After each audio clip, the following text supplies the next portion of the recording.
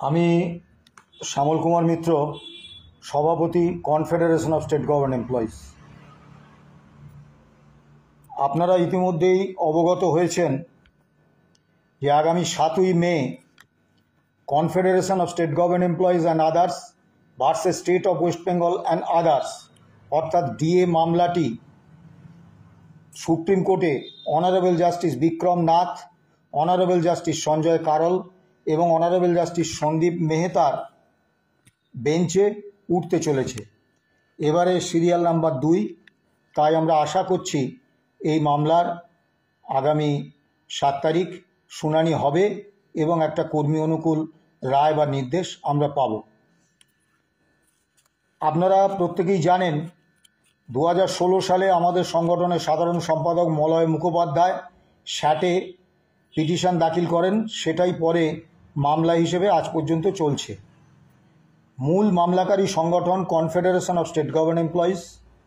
মামলায় প্রথম দিন থেকেই আমাদের সঙ্গে ছিলেন ইউনিটি ফোরাম এবং 2022 সালের 13ই এপ্রিল এই মামলার সঙ্গে যুক্ত হন কর্মচারী পরিষদ।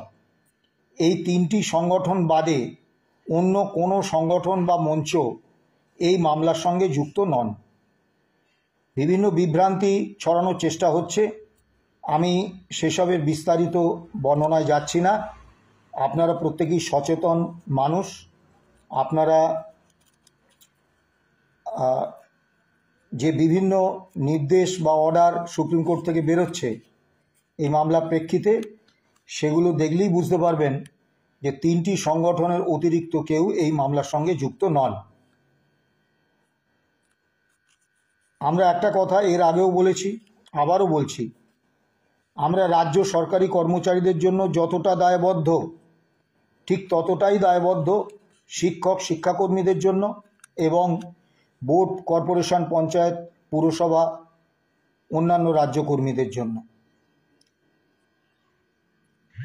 হতাশ হওয়ার কোনো জায়গা নেই এবং বিভ্রান্ত হওয়ারও কোনো জায়গা নেই। আমরা সেদিন আমাদের এই লড়াইটা থামাবো যেদিন রাজ্য সরকার সমস্ত রাজ্য কর্মীদের জন্য, শিক্ষক শিক্ষাকর্মী, বোর্ড, কর্পোরেশন, পঞ্চায়েত, পুরসভা থেকে আরম্ভ করে রাজ্য সরকারি কর্মচারী সকলের জন্য এআইসিপি মেনে ডিএর অর্ডার বার করবেন। আমরা সেদিন আমাদের লড়াই থামাবো। আমরা যেদিন প্রথম মামলা করি, এই মামলাটা শুধু ডিএ বাবদ কিছু টাকা পাইয়ে দেওয়ার মামলা নয়।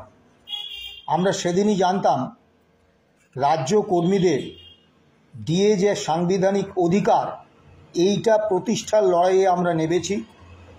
আমাদের বিরুদ্ধে রাষ্ট্রযন্ত্র, কাজেই মামলায় অনেক ঘাত প্রতিঘাত আসবে, আমাদের সেগুলো মোকাবিলা করেই এগোতে হবে। আমরা চূড়ান্ত আশাবাদী আগামী 7 তারিখ নিশ্চয়ই একটা ভালো ফল আমরা পাব।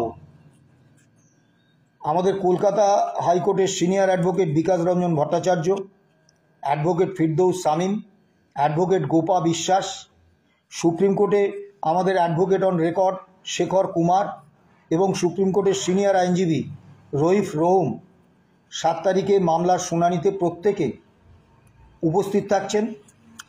আমরা আগামীকাল শিয়ালদহ থেকে আমাদের ট্রেন, আমরা ট্রেনে চলে যাব, আমাদের আইনজীবীরা বিমানে যাবেন। 6 তারিখ রাত্রিবেলা আমরা আমাদের আইনজীবীদের সঙ্গে বসে 7 তারিখের রণকৌশল নিয়ে বিস্তারিত আলোচনা করব।